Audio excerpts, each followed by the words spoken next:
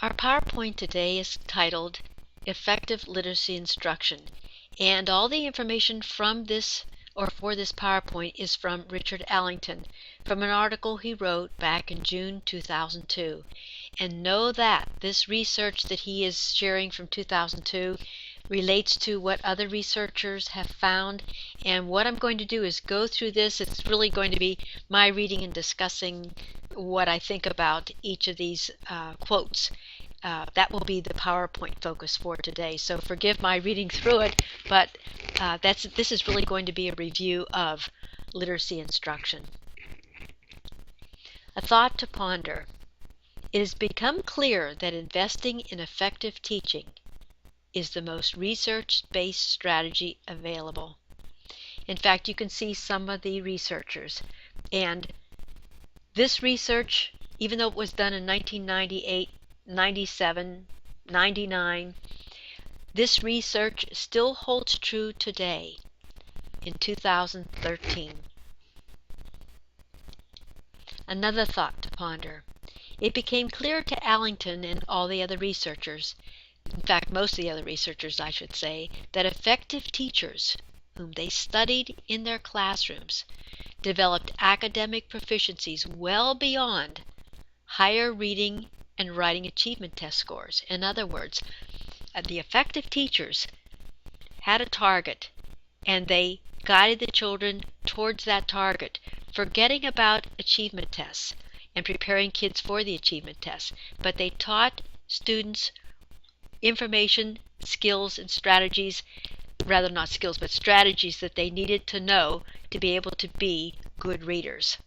Their students' test scores, though, were significantly better than the other teachers who did not really have that target and know how to get there.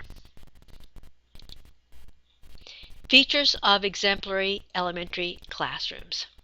We're going to talk about the 6 T's, or the 6 most effective components of an exemplary classroom. The first one is time. Students did more guided reading, more independent reading, more social studies, and science reading than students in less effective classrooms. Students were reading. Students were being instructed on their grade level. They were guided in their reading. They read independently. In fact, they're saying the more students read independently, the better readers they're going to become, and we know this.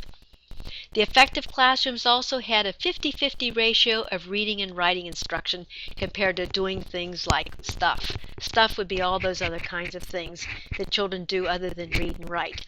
And the key to this is we have to have our students writing every day, writing in response to what they're reading, no matter what the subject area, whether it be science, social studies, math, literacy.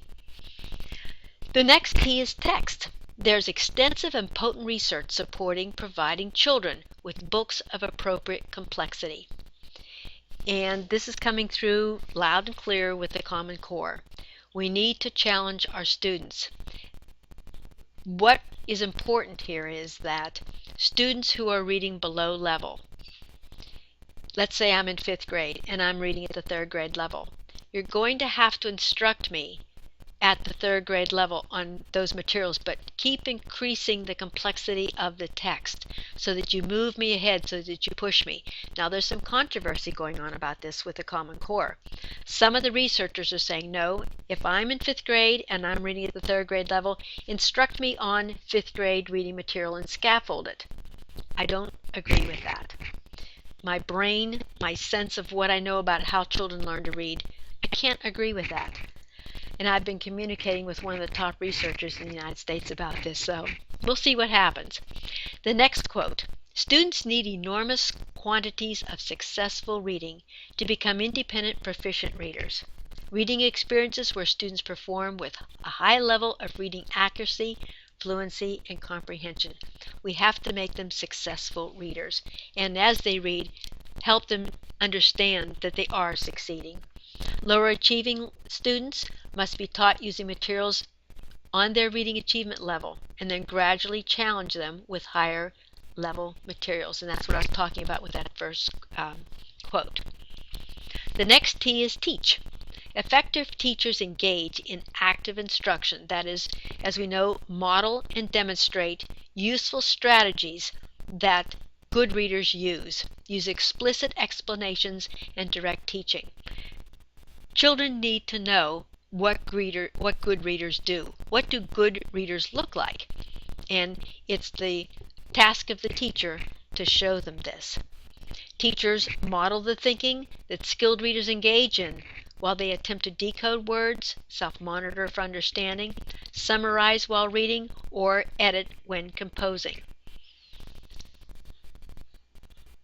Continuing with one of the 6 T's is teach.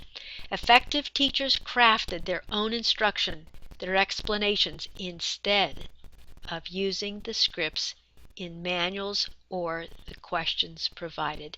This is so important. Put the manual away. Use it for the stories, but you are skilled. You have professional knowledge. You are an expert in reading. Know that you know what target you're heading the children toward, and you know how to get them there. That manual does not. The expert teachers know how to help their students transfer skills and strategies to independent use while engaged in reading. The next T, talk.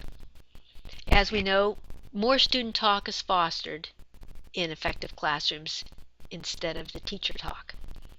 And in the effective classrooms, exemplary teachers encouraged, modeled, and supported lots of powerful problem-posing, problem-solving talk related to curricular topics across the school day. And last on this page, teacher expertise was key, not scripted, teacher-proof instructional products. And that's what I was sharing. The next T.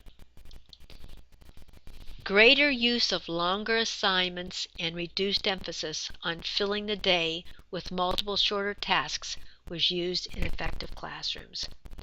Students need to struggle with a concept, struggle with an essential question. That is going to help them grow academically.